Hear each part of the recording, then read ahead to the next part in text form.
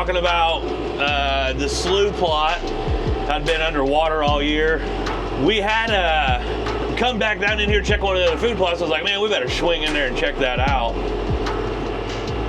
See if it's dried up, and we come back here and you guys will see there's not very much water left now, but I'm jacked up.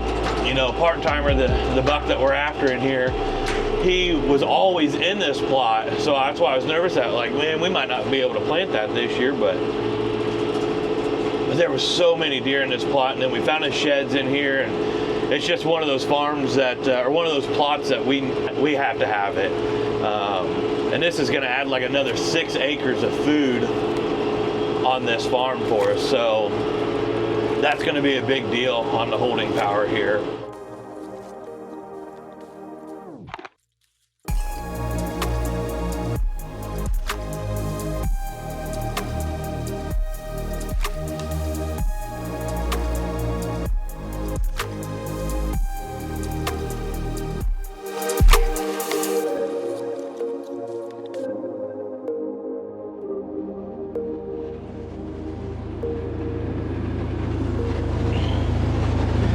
Okay, we're up here on the top plot, putting down Revline on this, our micronutrient that we have.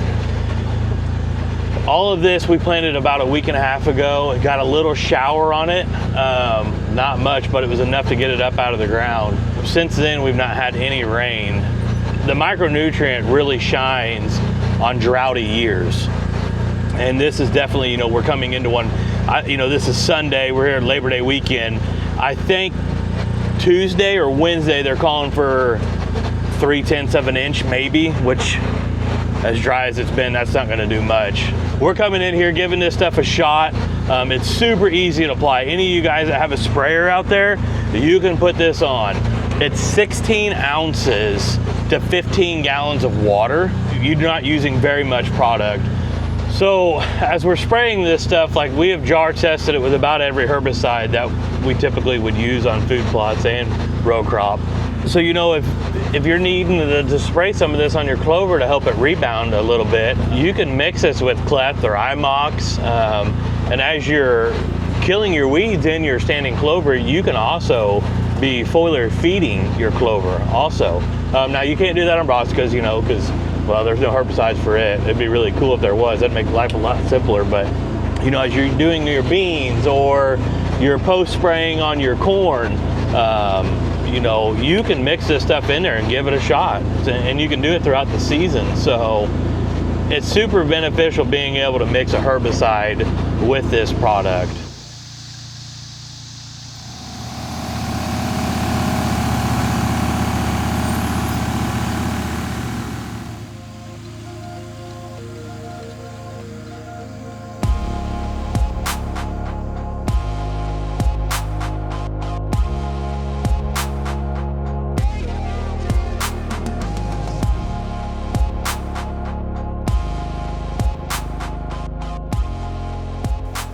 So we're back out here on the Cooper farm this morning.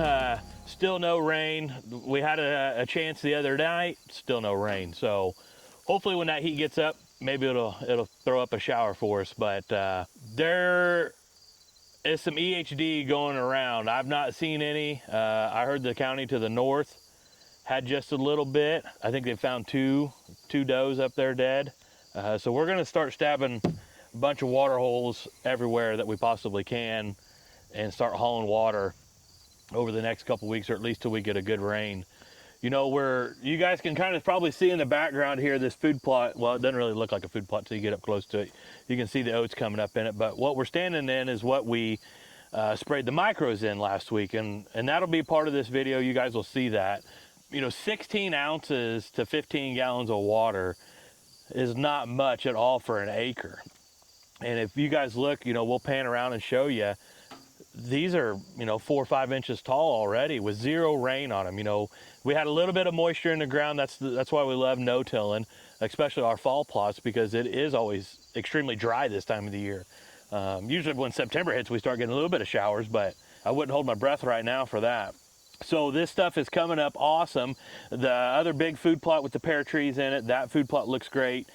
And then we sprayed the slough, which it's not gotten a rain on it either, and we really didn't have any moisture in it, but we went ahead, when we planted it, it had moisture, and with that mucky ground, it just dried out super fast. I mean, it was hard as a rock the next day. So we sprayed the micros on it. It's up out of the ground. We're gonna give it a couple more days, and we're gonna go back in there and spray it again, and then we'll spray this plot back here behind us. We're gonna run down, you know, the plot that everybody was losing their minds over when we were plowing through all the tall vitalized seed blend through fill.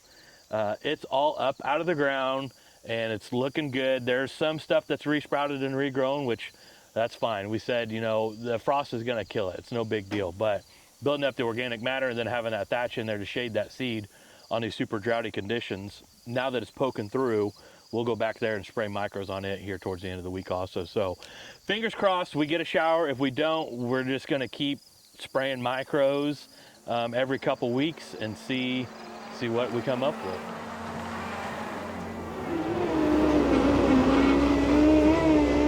Boy, it's sand and dirt is just harder than hammer now.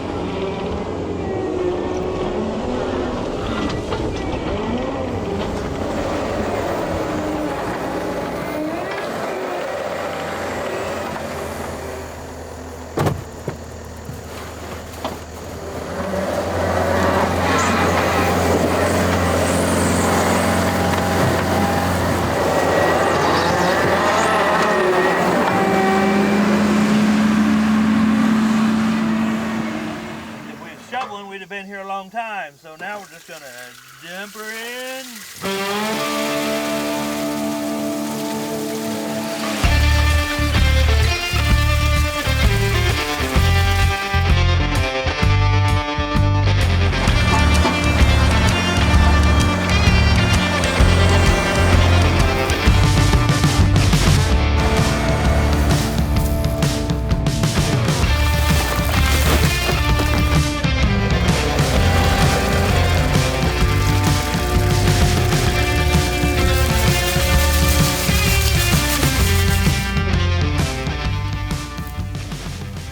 So basically what I'm doing is just cutting the rope.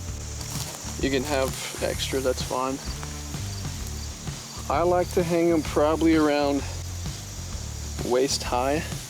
You don't want it too high for the deer, but you don't want it too low either. Yeah, they'll get up on their tippy toes, and you can have it to where it's hitting their shoulder and stuff too, but the hot spot I've generally found is around waist. So it's kind of around their nose. They don't have to bend down to get it. They also don't have to get on their hind legs to get it as well. I like to put a branch in it too. That way it kind of just doesn't look, it looks more natural with branch and rope instead of just rope. I think, in my opinion, the rope will hold the scent longer than the actual branch. But obviously, they'll use the branch more because it's more natural. It's just their way of communication, saying, hey, I'm here, you know, what's going on. And then obviously it attracts the dominant bucks too, because they want to know what kind of bucks are in their area too and stuff like that. So yeah, just take advantage of what you got, and good luck this season. Hope you guys get your target buck.